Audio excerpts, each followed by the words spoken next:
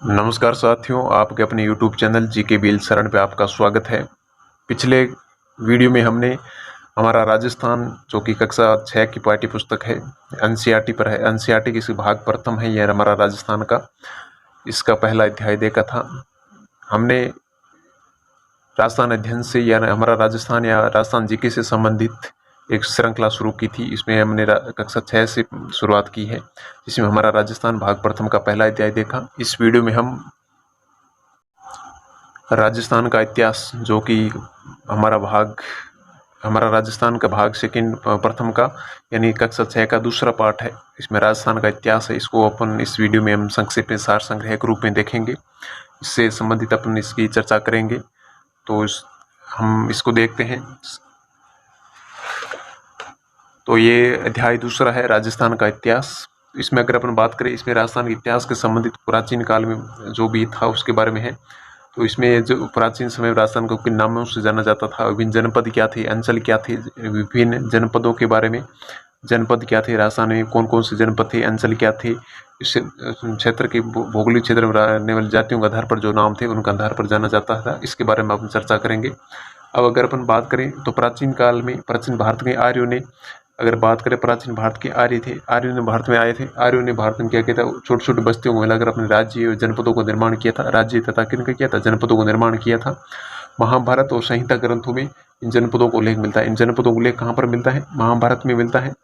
महाभारत और उनके संहिता ग्रंथों में, साथ उस समय के ग्रंथों में इन जनपदों को उल्लेख मिलता है।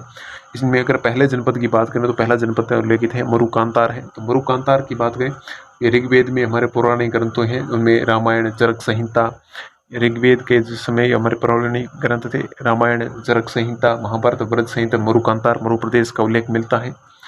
मरु प्रदेश आर्यों का प्रारंभिक जनतंत्र था। ये क्या था, आर्यों का प्रारंभिक जनतंत्र था। प्रारंभिक जनतंत्र था, किनका था प्रारंभिक जनतंत्र, किसका था, आर्यों का प्रारंभिक जनतंत्र था। और ये किसका था प्रारंभिक जनतंत्र था, आर्यों का प्रारंभिक जनतंत्र था। ये था कौन, मरुकांतार था।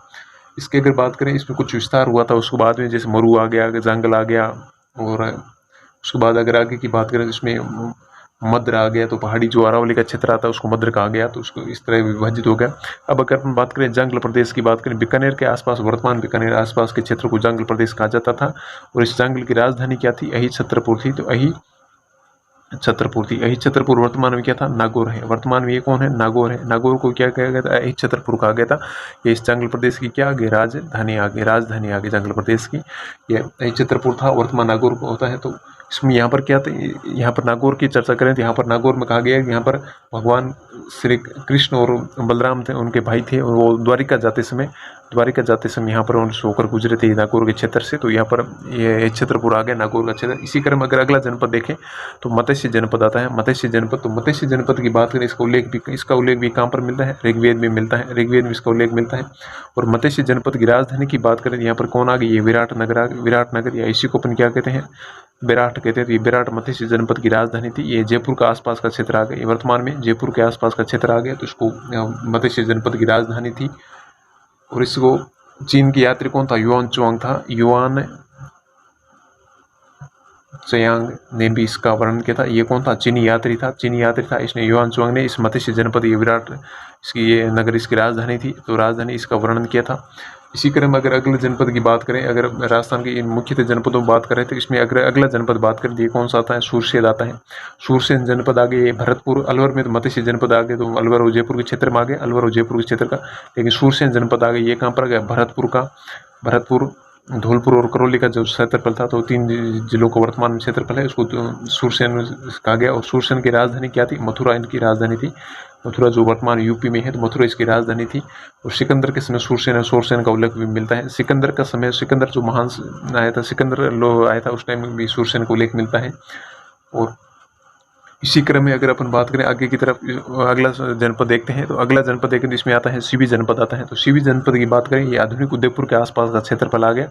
उदयपुर का यानी मेवाड़ का क्षेत्र आ गया, तो उसको क्या कहते हैं, सीवी जनपद कहा जाता है। सीवी की जनपद की अगर राजधानी की बात करें तो इनकी राजधानी क्या थी, मध्यमिका, जिसको वर्तमान में क्या कहा जाता है, नगरी या चित्तौड़ का नगरी कहा जाता है। ये चित्तौड़गढ़ के आसपास का जगह है, नगरी है, वहाँ मध्यमिका या नगरी इसकी शिव जनपद की राजधानी थी।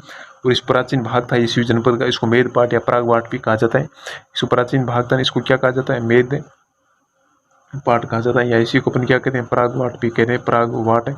और ये मेघपाट का अपभ्रंश होकर के ये शब्द, ये कौन सा शब्द उल्लेखित हुआ, मेवाड़ शब्द है वो प्रचलित हुआ, मेघपाट का अपभ्रंश होकर हुआ ये शब्द बना। इसी क्रम में अगर अगला जनपद देखें तो इसमें आता है अर्जुनैन जनपद आता है। अर्जुनैन आ गए, ये भरतपुर और अलवर का क्षेत्रफल आता है, इसमें मध्य में एक अर्जुनैन जनपद आता है। यहाँ के अर्जुनैन शासक थे वो बड़े विजय के लिए प्रसिद्ध थे।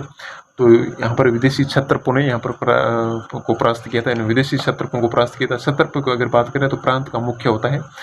ये विदेशी क्षत्रप कौन थे, शक जाति के थे, तो प्रांत के मुख्य होते थे, उनको क्या कहा जाता था, क्षत्रप कहा जाता था, क्षत्रप। तो क्षत्रप को विदेशी प्रांत के मुख्य थे, उनको पराजित किया था। किन्होंने किया था, यहाँ के अर्जुनैन ने पराजित किया था। इसी क्रम में अगला जनपद देखें तो अगला जनपद है योधेय जनपद है, राजस्थान के उत्तरी भाग में स्थित है। ये एक शक्तिशाली गणतंत्री कबीला था उत्तरी भाग में, और इसने कुषाण शक्ति को नष्ट किया था। राजस्थान से अगर कुषाण शक्ति को किसी ने नष्ट किया तो योधेय थे, इन्होंने कुषाण शक्ति को नष्ट किया। ये गंगानगर और हनुमानगढ़ का क्षेत्र है, यहाँ पर एक योधेय थे।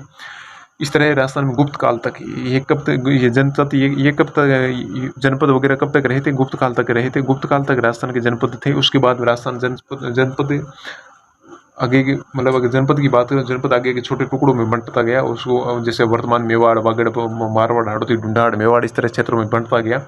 अगर अपन बात करें, वृहद संहिता नामक एक ग्रंथ था। वृहद संहिता, अगर वृहद संहिता ग्रंथ की बात करें तो वृहद संहिता ग्रंथ था। तो वृहद संहिता ग्रंथ में इस जो ये जनपद क्षेत्र, जनपद वगैरह थे, जनपद थे, तो जनपदों के अंत का, जनपदों के पतन का उल्लेख मिलता है। वृहद संहिता ग्रंथ था, इसमें जनपदों के पतन का उल्लेख कहाँ मिलता है, जनपदों के पतन का उल्लेख कहाँ मिलता है, वृहद संहिता ग्रंथ में मिलता है। और इस तरह अगर अपन आगे बात करें, अब इन जनपदों को गुप्त काल के बाद कुछ अन्य नामों से जाना जाता है, उनकी भी चर्चा करते हैं। गुप्त काल तक जो जनपद थे वो कालांतर में छोटे छोटे टुकड़ों में टूट गए थे। गुप्त काल के बाद में जनपद थे वो छोटे टुकड़ों में टूट गए तथा इनको अलग अलग नामों से जाना जाने लगा। इसी तरह अगर अपन बात करें तो गुप्त काल के बाद में एक जनपद आता है, मेवाड़ जनपद आता है। मेवाड़, इसका प्राचीन नाम क्या था, मेदपाट था, प्रागवाट था, ये सब पहले अपने उल्लेख किया था। ये प्राचीन शिवी जनपद का भाग था, इसको मेवाड़ कहा गया। उदयपुर के आसपास का, आधुनिक समय की अगर बात करें तो उदयपुर आ गया, चित्तौड़ आ गया, प्रतापगढ़ आ गया, डूंगरपुर, बांसवाड़ा, राजसमंद और भीलवाड़ा का क्षेत्रफल, ये जिले हैं, इनका क्षेत्रफल, आसपास का क्षेत्रफल, इसको क्या कहा गया, मेवाड़ कहा गया। मेवाड़ की बात करें तो यहाँ पर किसका शासन था, गुहिलों का शासन था, गुहिल वंश के शासक थे। उसके बाद में कौन आते हैं, सिसोदिया आते हैं, ये इसी इन्हीं के ही वंशज थे। गुहिलों सिसोदिया का शासन रहा था। मेवाड़ की अगर बात करें, इनकी राजधानी की बात करें, मेवाड़ में राजधानी कौन थी, प्रारंभिक राजधानी मेवाड़ की नागदा थी। नागदा के बाद मेवाड़ की राजधानी शक्ति कुमार के समय अहाड़ बनी, अलट के समय अहाड़ बनी। अहाड़ के बाद में कौन आते हैं, कल्याणपुर आते हैं। कल्याणपुर भी मेवाड़ की राजधानी रही थी। कल्याणपुर ये इंपॉर्टेंट है। और उसके बाद अगर अपन बात करें आगे, उसके बाद में बनी थी चित्तौड़, राजधानी बनी। चित्तौड़ के बाद अगर बात करें, कुंभलगढ़ भी बनी, कुंभलगढ़ और महाराणा प्रताप और के समय वगैरह चावंड राजधानी बनी, चावंड बनी। और अंत में मेवाड़ की राजधानी क्या बनी, उदयपुर बनी।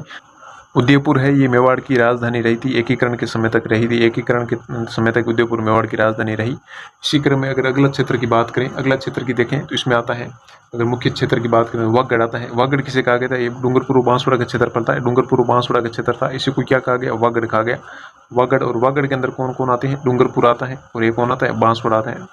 बांसवाड़ा को क्षेत्र को क्या कहा गया, वागड़ कहा गया। यहाँ की बोली थी उसको क्या कहा, वागड़ी बोली कहा गया।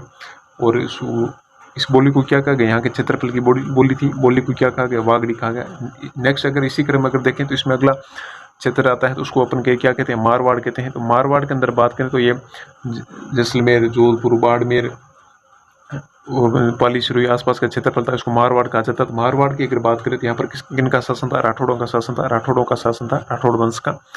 नेक्स्ट अगर इसी क्रम में अगर देखें तो यहाँ कोटा बूंदी का क्षेत्रफल आता है। यहाँ इस क्षेत्रफल को क्या कहा जाता था, हाड़ौती कहा जाता था। यहाँ पर कोटा और बूंदी का क्षेत्रफल आ जाता है। प्राचीन काल में इस क्षेत्रफल किन का शासन था, अगर कोटा बूंदी के क्षेत्रफल की बात करें यहाँ पर किन का शासन था, मीणाओं का शासन था। फिर इनको भी कौन आ जाते हैं, यहाँ पर चौहानों का शासन आ जाता है। और चौहानों में भी कौन आते हैं, चौहानों में भी हाड़ा चौहान आते थे। इसको इन्हीं को क्या कहा जाता है, इस क्षेत्रफल को हाड़ौती कहा जाने लगा, हाड़ा चौहानों के शासन के कारण। इसके बाद अगर अपन अगला बात करें, अगर जयपुर के आसपास का क्षेत्र था उसको ढूंढाड़ कहा गया। ढूंढाड़ था, ये जयपुर के आसपास का क्षेत्र था। तो यहाँ पर किन का शासन था, ढूंढाड़ की बात करें, यहाँ पर किन का शासन था, मीणाओं का शासन था, मीणाओं का शासन था। और इनके साथ में और कौन थे, बड़ गुजरों का भी शासन रहा था, बड़ गुजरों का शासन भी यहाँ पर रहा था। कहाँ पर, जयपुर में, ढूंढाड़ में रहा था। और अगर जयपुर यहाँ पर इस भाषा की बात करें, यहाँ पर ढूंढाड़ी बोली बोली जाती है, ढूंढाड़ी बोली बोली जाती है, ढूंढाड़ी बोली बोली जाती है। यहाँ पर 12वीं सदी तक फिर यहाँ पर कौन शासन करता है? 12वीं सदी के बाद में यहाँ पर कच्छावा वंश के शासन, राजपूत वंश था, यहाँ पर शासन करते हैं, कच्छावा वंश के शासन करते हैं। इसी क्रम में अगर बात करें अलवर और भरतपुर की बात करें, यहाँ पर मेवात आ गया, तो मेवात कहा जाता था। इस मेवात में यहाँ पर इसको क्यों कहा मेवात? इस मेव जनजाति का बहुल्य क्षेत्र था, इस कारण मेवात कहा जाता था। और यहाँ का अगर मेवातियों की अगर बात करें, यहाँ का प्रसिद्ध कौन था? हसन खां मेवाती था। हसन खां मेवाती कौन था? हसन खां मेवाती, जो राणा सांगा के साथ में खानवा के युद्ध में लड़ा था। खानवा युद्ध 1527 में हुआ था। इस टाइम राणा सांगा के साथ ही हसन खां मेवाती लड़ता हुआ वीर गति को प्राप्त हुआ था। इन सभी अंचलों को अगर अपन अतिरिक्त देखें तो जैसलमेर का क्षेत्रफल आता है, तो जैसलमेर को क्या कहा गया? मांड कहा गया, या इसी क्षेत्रफल को क्या कहा गया? वल कहा गया। और इसी क्रम में अगर चुरू सीकर झुंझुनू शेखावटी वाला चुरू सीकर वाला क्षेत्र था, इसको क्या कहा गया? शेखावटी कहा गया, क्योंकि ये शेखावत राजपूतों का शासन था, शेखावटी कहा गया। ब्यावर अजमेर का शासन था, उसको क्या कहा गया? मेरवाड़ा कहा गया। ब्यावर अजमेर का आसपास का क्षेत्र था, ये राजस्थान का मध्य भाग था, इस मेरवाड़ा कहा गया। इसी क्रम में अगर प्रतापगढ़ था, तो यहाँ पर प्रतापगढ़ के आसपास का क्षेत्र था, उसको क्या कहा गया? कांठल कहा गया। प्रतापगढ़ के आसपास का क्षेत्रफल था, उसको कांठल कहा गया। नेक्स्ट अगर इसी क्रम की बात करें, अगर जोधपुर था, प्राचीन काल मारवाड़ कहा जाता था, लेकिन अगर जोधपुर का दक्षिणी भाग था, दक्षिणी भाग, तो दक्षिणी भाग को क्या कहा जाता था? गुर्जरता कहा जाता, गुर्जरता कहा जाता था, गुर्जराना भी कहा जाता था। इसी क्रम अगर अपन बात करें तो यहाँ पर ये अलग अलग जिस क्षेत्र को जिस नाम से जाना जाता है, उसी की बोली उसी क्षेत्र के नाम से जानी जाती थी। इस तरह हमने राजस्थान के हमारा राजस्थान कौन सी, ये हमारा राजस्थान पुस्तक थी, हमारा राजस्थान एक कक्षा 6 की पुस्तक थी, इसके 2 नंबर अध्याय का अपन अध्ययन किया। नेक्स्ट वीडियो में अपन तीसरा अध्याय देखेंगे। इसी तरह के राजस्थान अध्ययन से संबंधित, एनसीईआरटी से संबंधित थर्ड ग्रेड एग्जाम के लिए जुड़े रहने के लिए चैनल को सब्सक्राइब करें अपने, और इस तरह की PDF पाने के लिए टेलीग्राम ग्रुप को ज्वाइन कर लें। अपने दोस्तों के साथ वीडियो को भी शेयर करें। Thank you.